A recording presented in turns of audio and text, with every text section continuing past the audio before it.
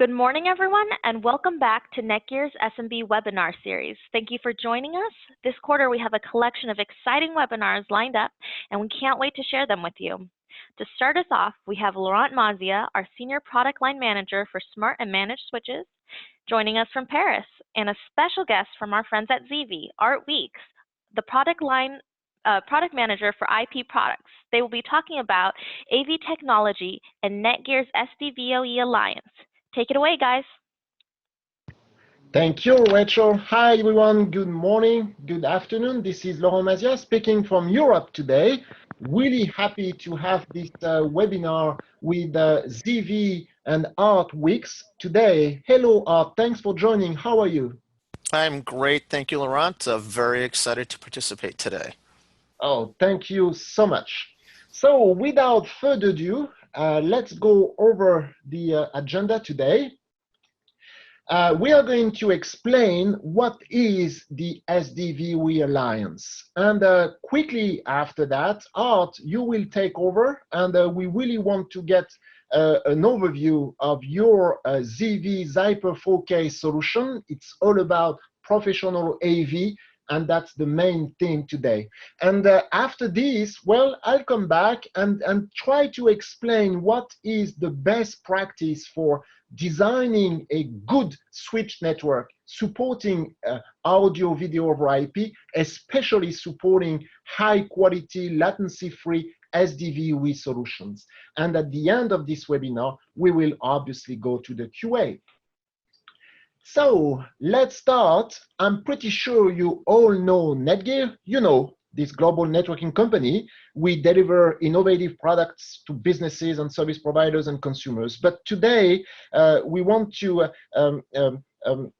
explain what is the SDVoE Alliance. The SDVoE Alliance is a non-profit consortium. It's a non-profit organization with leading companies, and we have a shared mandate. We want to standardize the delivery of AV over IP networks. As a founding member of this alliance, NETGEAR has acknowledged this need from the industry, and we are committed to the design and manufacture of SDVoE compliant Ethernet switches for seamless AV over IP. So this is a growing alliance. I've been told that very soon we'll get some more members. We are heading to the ISE show next week, in 2 weeks from now in Amsterdam, Europe. And that's where the SDVoE Alliance was announced and founded last year. We are going to welcome new members during ISE, but as you can see, this is a growing community. So, why the SDVoE technology? There is a big opportunity to streamline audio-video designs. Really, if you look at big systems such as HD-based or others, you end up with a lot of products such as switchers, extenders, lots of conversion devices if you want to add KVM, multi-viewer, video walls, and so forth. So in comparison with the network, and especially with 10 gig, you will see that we will have extension, we will have switching, we will have everything we need to support zero frame latency, real-time lossless video up to 4K. So that's the trade-off that we made in this SDVoE Alliance. We said that bandwidth was not a problem. Why? Because bandwidth is getting cheaper and cheaper every day. Because we are not going to compress videos at 1 gigabit per second. Instead, we are going to leverage the existing 10 gigabit bandwidth. Then there is absolutely no latency transporting audio video over a 10 gig network. So the SDVoE Alliance, this is it. This is an ecosystem of companies in and around the AV over IP space, and we work together to create this platform for the next generation of audio-visual applications. And you see here a preview of that solution. The NETGEAR switch obviously is kind of the 10 gig Ethernet backbone for the entire solution, but NETGEAR provides switching, and all SDVoE audio video partners, members in this alliance, provide the audio video products that really make that solution. Okay, so this is why we invited ZeeVee today, because we really want to understand how this video over IP SDVoE solution really works.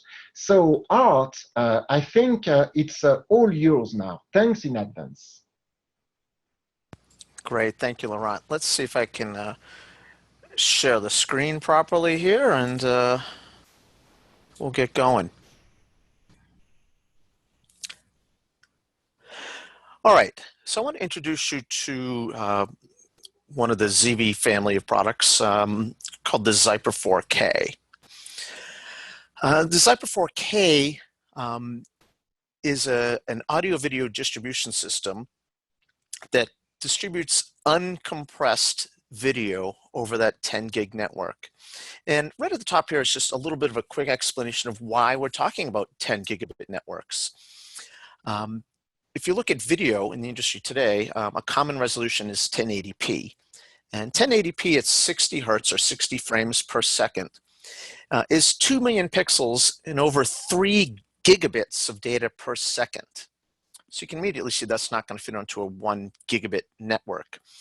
We bumped that up a little bit to the 4K resolution. 4K is actually 3840 by 2160. And that's 8 million pixels. So we've gone 4 times as many pixels jumping up to 4K, and going at 30 hertz or 30 frames per second, that's over 6 gigabits per second. Take that up to 60 frames per second, and it's actually over 12 gigabits per second. And we have to slightly compress that down. We compress it down just under 9 gigabits to about 8.7 gigabits per second. So right away you can see the importance of a strong 10 gigabit network, a strong 10 gigabit backplane there. I'm going to go into some of the features of the Zyper 4K here. So along with that video that we're transporting, we also transport audio. We can transport up to 8 channels of PCM audio and stereo analog audio. Every encoder or every endpoint, every encoder and decoder has some various ports. I'll go into them a little bit on one of the other slides. There are special features with the Zyper 4K that are quite useful in an AV over IP deployment. We have the ability to create video walls. So it's almost a built-in video wall processor. We can create multi-views. Multi-views is the ability to put multiple sources on a single display. And of course, for all of this, we have what's called 0 frame latency. So that's the time from the source entering until it exits to the display. The lag, or what's known as the latency, is 0 frames, technically less than 100 microseconds or less than 0.1 milliseconds. Now we offer the Zyper 4K in different connectivity options for connecting into these NETGEAR 10 gigabit switches. And we support fiber, both multi-mode and single mode fiber, as well as copper connections, category 6A, category 7 type cable. Let's see if we can take a closer look at the Zyper 4K encoder here. So the encoder is available in different options based on the type of input that you need. The standard input is HDMI 2.0, but we offer various versions for customers that have other needs. Paired with that HDMI 2.0, you could get an SDI version, that's 3G SDI, sometimes called HD SDI. We offer a DisplayPort input version. We also offer an analog input version for those customers that might have S-video or composite, component, or even VGA style video inputs. On every encoder are some various other communications ports. There's a RS-232 port, or there's infrared in and out, and optionally you can add USB ports to the encoders. The decoders are quite similar. Decoders offer an HDMI output and also have several of the same communications ports. There's RS-232, there's infrared in and out, and there's an optional USB available on this as well. Typically in a AV over IP type deployment, USB is used for like keyboard mouse control, or maybe for something like a touch panel. One of the special features of these decoders is that it will automatically detect the capabilities of the display that you're attached to. So if you're streaming video, maybe that's at 4K at the input side, but you're not sending it to a 4K display, the decoder is smart enough to realize that and will automatically downscale to an appropriate resolution for that display. Now, the entire system of encoders and decoders is controlled or managed by something we call the Zyper MP, or Management Platform. What this does is this attaches into that network, that same network with all the encoders and decoders, and it will automatically detect all of those encoders and decoders. Sometimes people will call them transmitters or receivers. Then it gives you the ability to go in and label those sources and displays, give them a name that has a meaning within your environment. By default, they're just going to come up with what are called MAC addresses. MAC addresses are just a long set of letters and numbers that don't have a lot of meaning to most people. So go ahead and give those a logical name for you. That allows you to route signals and do other special features, which in a few minutes I'm going to demonstrate for you live here during this webinar. This is just explaining a little bit more about the management platform. So it's basically a computer running on a Linux platform. Again, that is connected into that same network with all of the encoders and decoders. And it can communicate to our management system, which we call MaestroZ, over a JSON connection to any device that has a browser. And it can also be communicated to via Telnet to any other third-party control system. So in the AV industry, it is very common to use a control system from somebody like Crestron, Extron, AMX, and those are all compatible with the Zyper management platform. They can just Telnet in and issue commands directly to the management platform.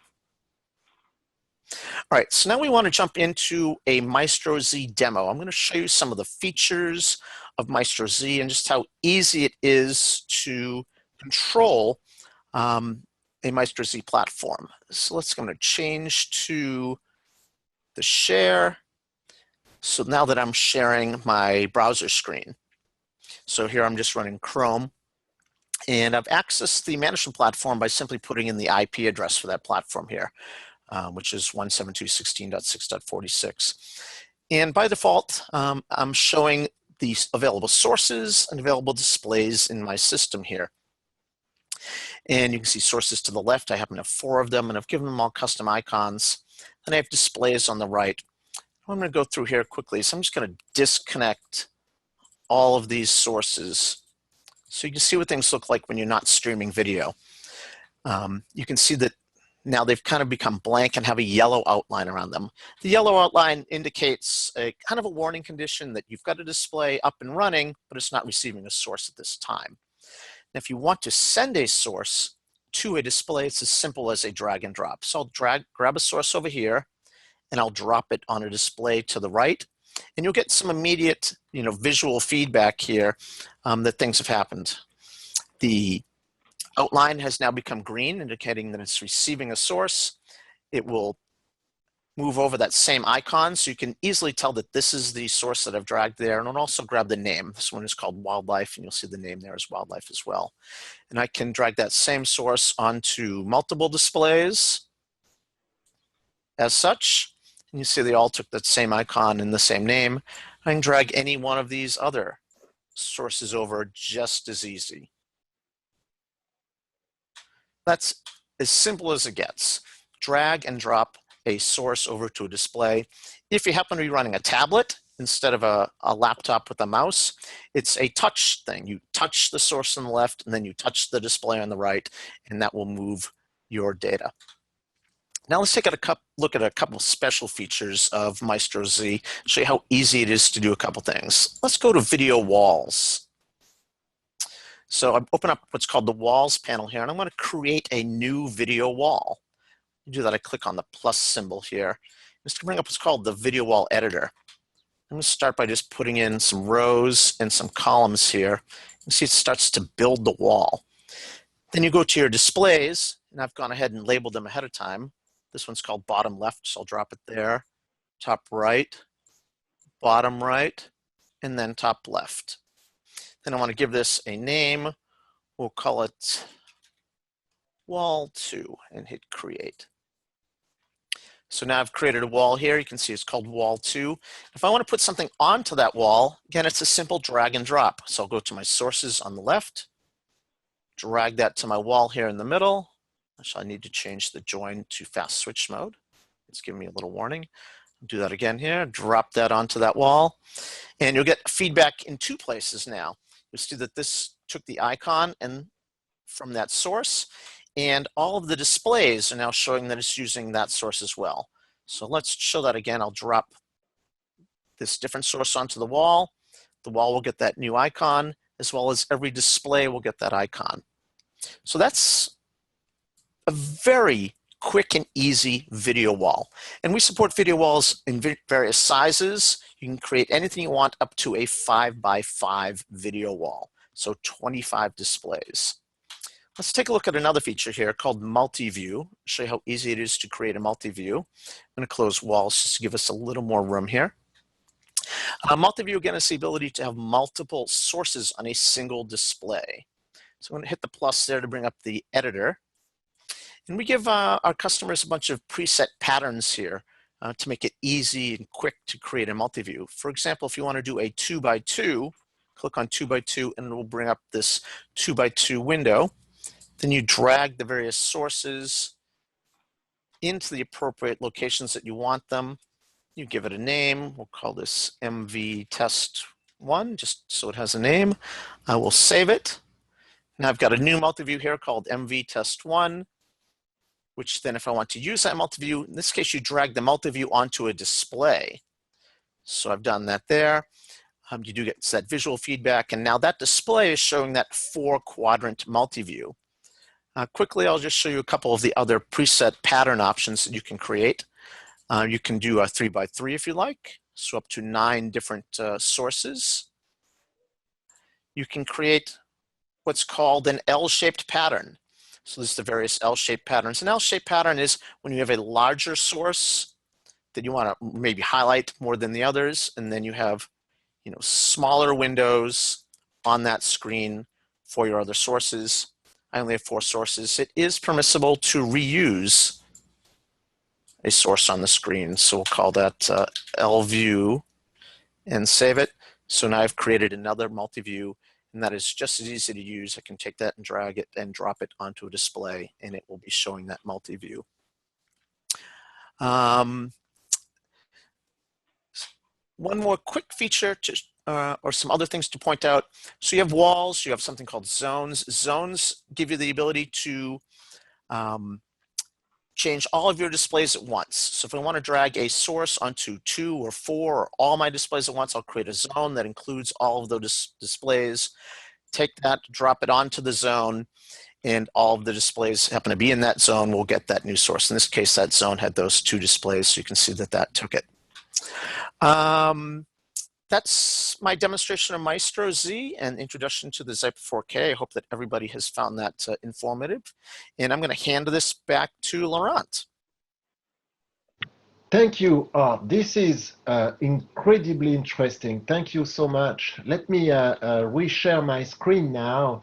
And I'm glad you are here, really, because it's much more easy for us to understand this solution while listening to your explanation and really see how your products really work. So now I personally have a better understanding how your ZeeVee 4K sources or transmitters or encoders on the left get those videos, but not only the videos. We see that all the other important signals control that are needed all the time, like on top of HDMI, analog audio, embedded audio, and control infrared and serial. You talked about it. Even gigabit Ethernet, if you want to do out-of-band control, how it's getting transported, obviously through the NETGEAR switch. We are going to see that. And then transported up to the final destination, this display on the right-hand side. And thank you for your Maestro demonstration, which is on my diagram,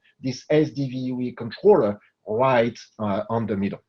So before we jump onto this switch kind of training, hands-on best practice thing, how to design a network able to handle AV, let me tell you that there are many other AV over IP technologies, many other hundreds of other technologies, but all of them go over 1 gig network, 1 gigabit per second Ethernet network. So with the help of a compression, a lot of CPU power that is required for, you know, those big codecs and H.264, H.265, MGPEG and all that.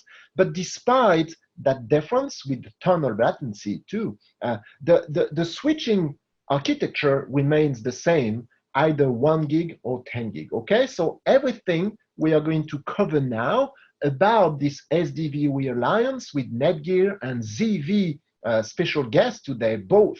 We are founding member of this SDVoE Alliance. That will remain true from a switching standpoint with any other AV over IP technology. So without further ado, let's go and design a Pro AV switch network together. So first, we need to inspect the requirements together. What is important for really designing a good switch network for Pro AV?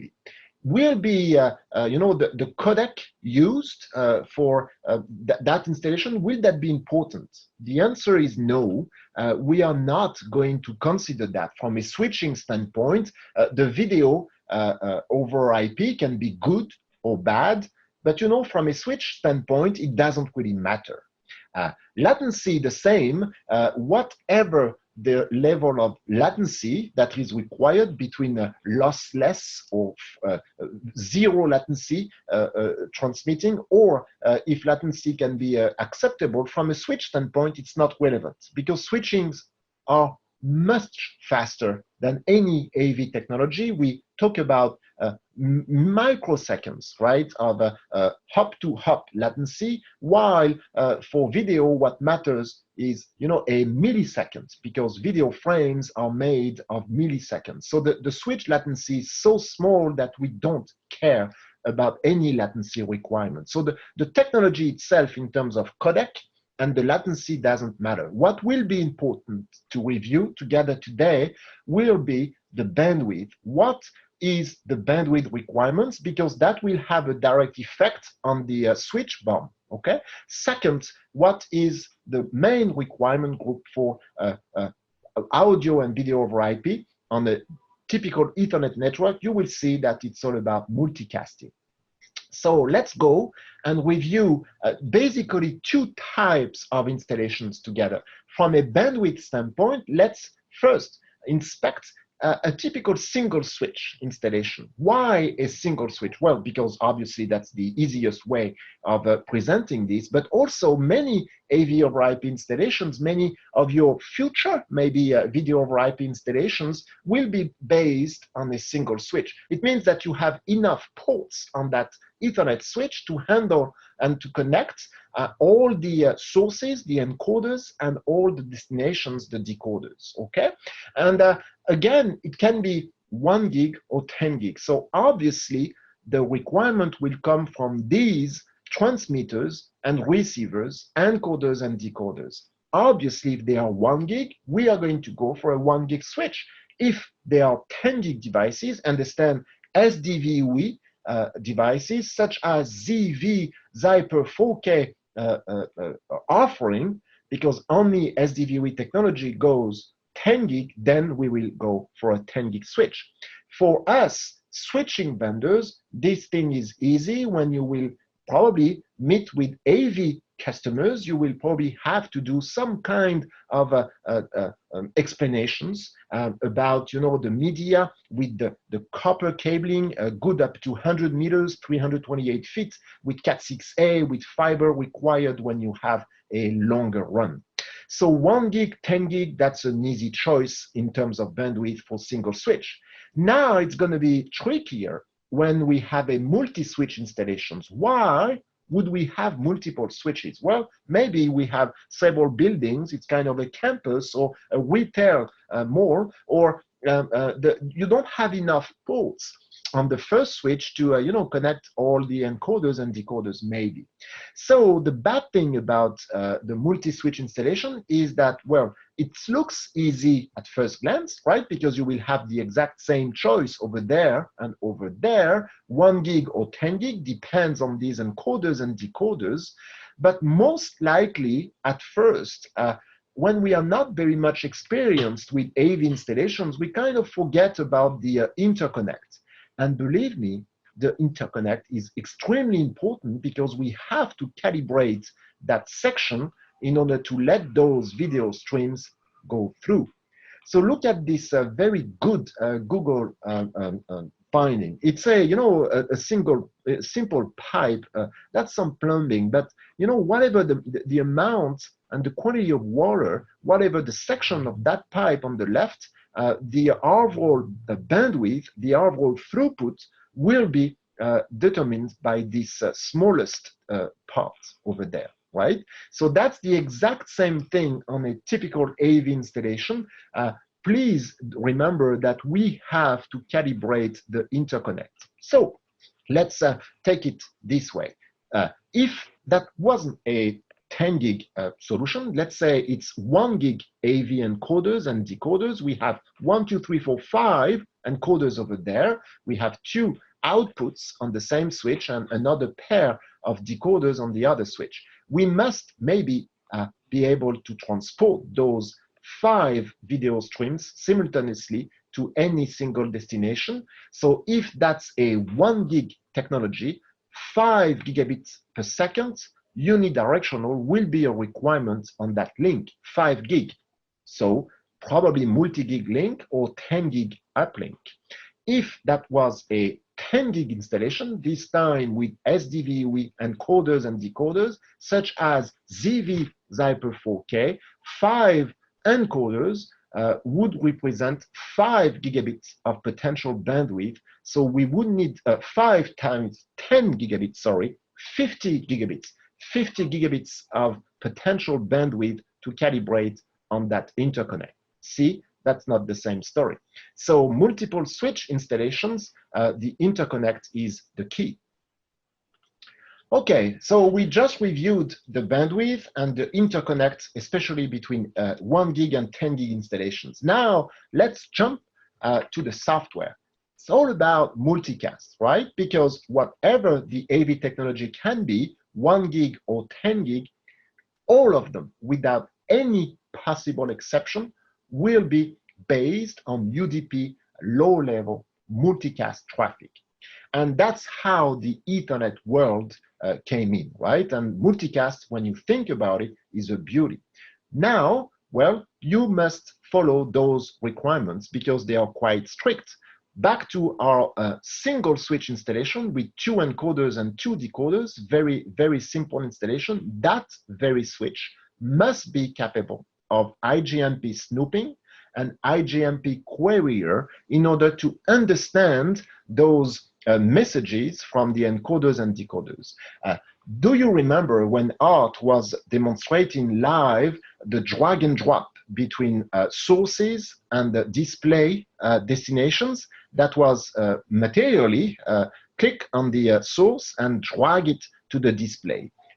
Technically speaking, it means that those encoders and decoders, they just talk, they just discuss each other, sending join and leave messages in terms of IGMP. So the switch must be perfectly capable of understanding IGMP snooping and IGMP querier, leave and join messages.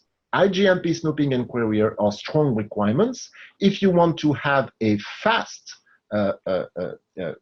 leave and fast join capability, so that as soon as you drag a source onto a display, if you want to make it happen, then you need a third strong requirement called IGMP fast leave that will force the switch and the querier to permanently listen to and action those messages. So IGMP snooping, V2 is the most common today. IGMP querier, V2.2, and IGMP fast leave are the three strong, smallest common denominator requirements for a typical AV over IP installation. Last but not the least, good to have, the switch could also provide this very good functionality.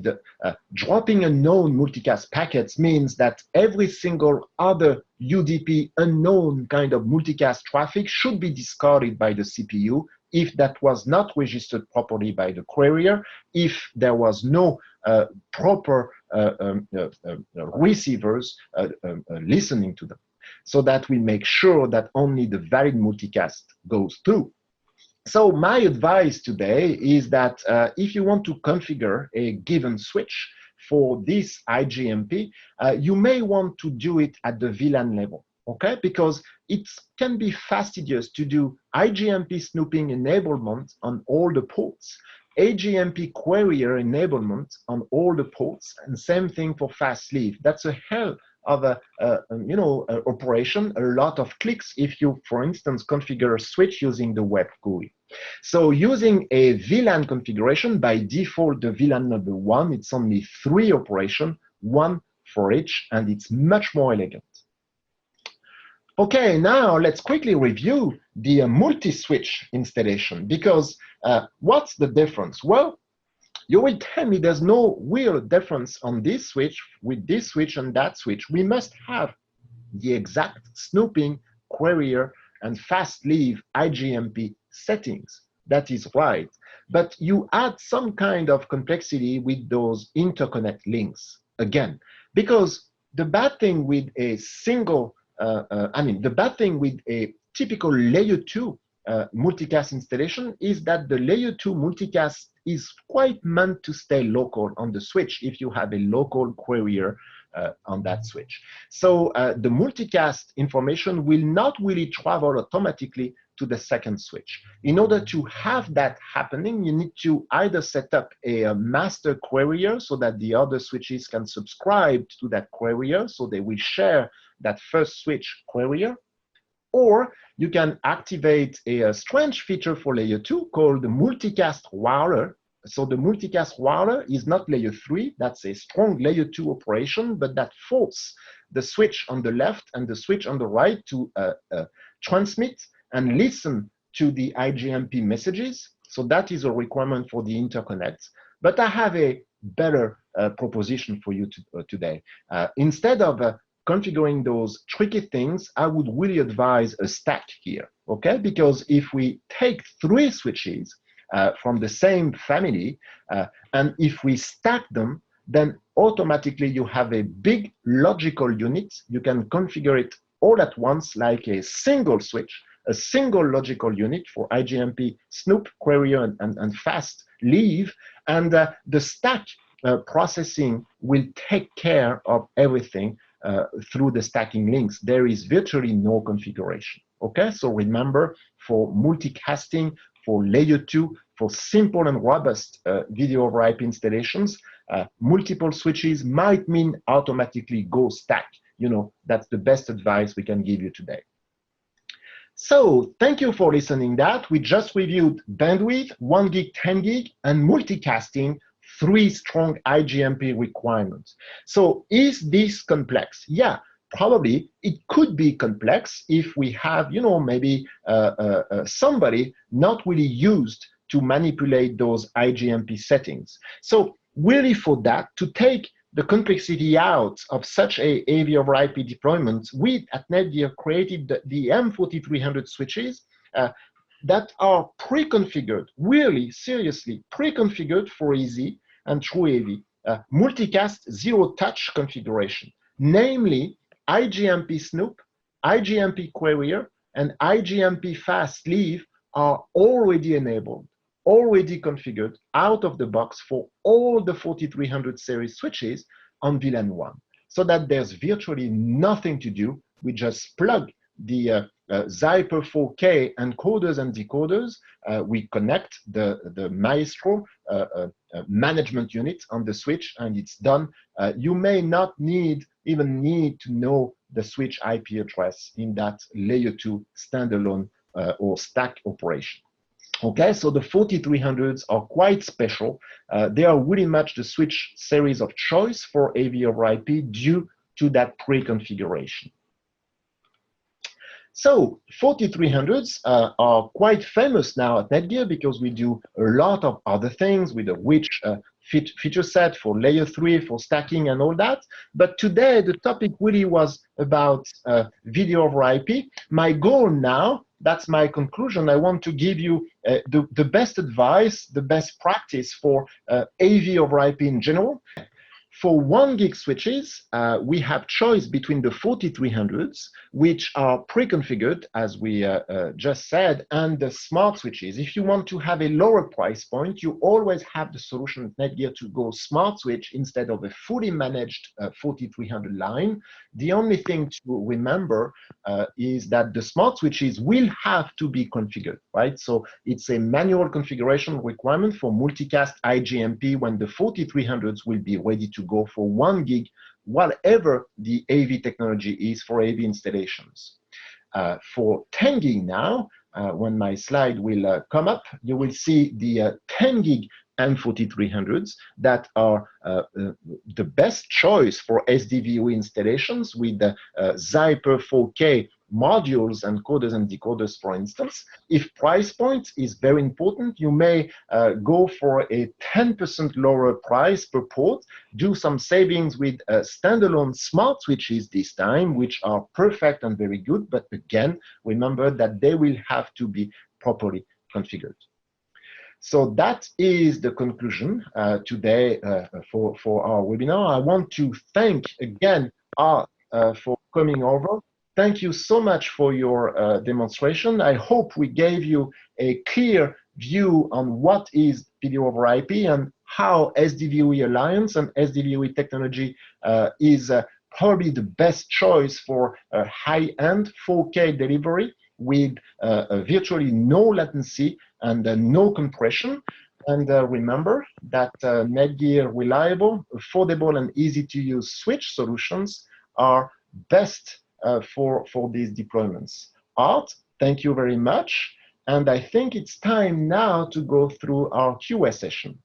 Thank you so much for that wonderful presentation, Laurent and Art. Right now we're opening Q&A, and it seems like we have one question. Yes, a recorded session is going to be available. We will send you the slides in our follow-up email. And we have prepared a few questions. So how expensive are M4300 10 gig switches for such AV over IP installation?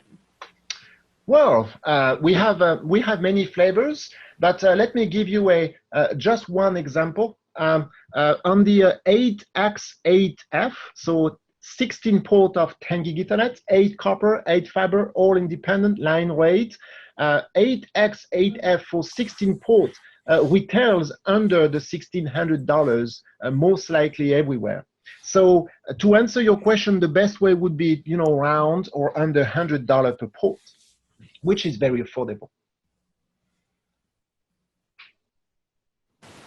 All right, thank you. And another question is SDVoE truly a standard?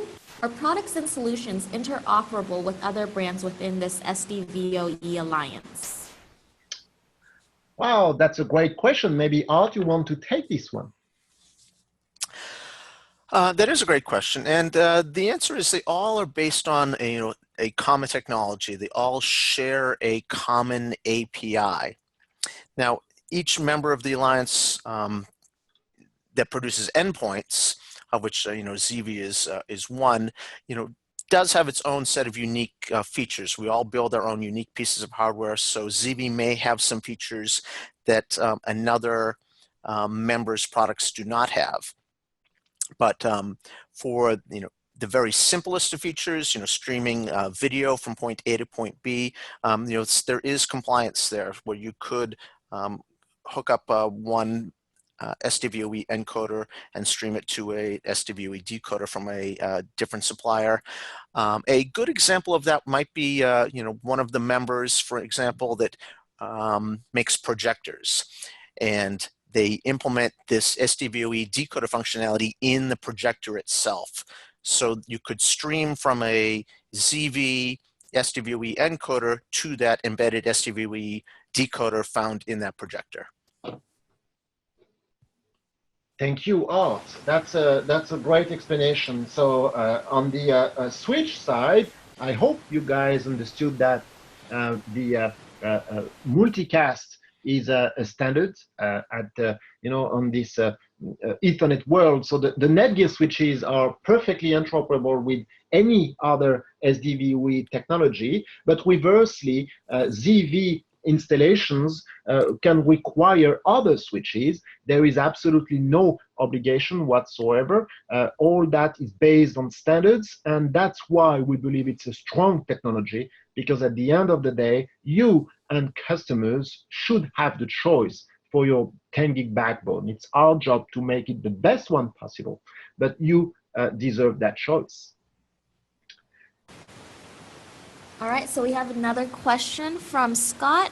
He's saying, I've had challenges in configuring the multicast across the M4300 stack for other VLANs besides VLAN 1. Is there a simple guide or white paper to help walk through configuring all the various IGMP, carrier snooping, etc. elements for multicast as a whole or as a single topic?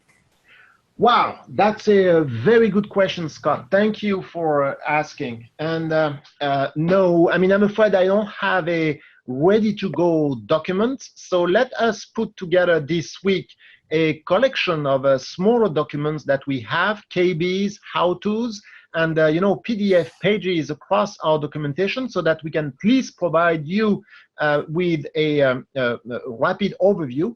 But that's a good input. I think that we need to work in order to provide a better concise explanation of IGMP in general at the layer 2 first across a stack of 4300s. That's a good point. So Scott, I want to thank you. All right, and another question is, can true 4K 4x4x4 HDR video be supported and transported without any latency? Wow, this one is for you, Art. So a true 4K resolution, 444, and that refers to the color space, 60 hertz HDR signal can be transported with 0 frame latency, yes. There is, of course, as I mentioned earlier, some minimal latency in the system. It is less than 100 microseconds in all cases, including cases with HDR. So again, less than 100 microseconds is less than 0.1 millisecond of latency. Thank you so much, Art. And it looks like that's all the questions we have for today. Thank you so much for joining us, and we hope to see you again. If you have any questions, feel free to email us, and we'll follow up with an email that will have the PDF of the slides, and a recording will be in the near future. Thank you so much, everyone. Have a good day. Thank you. Bye now.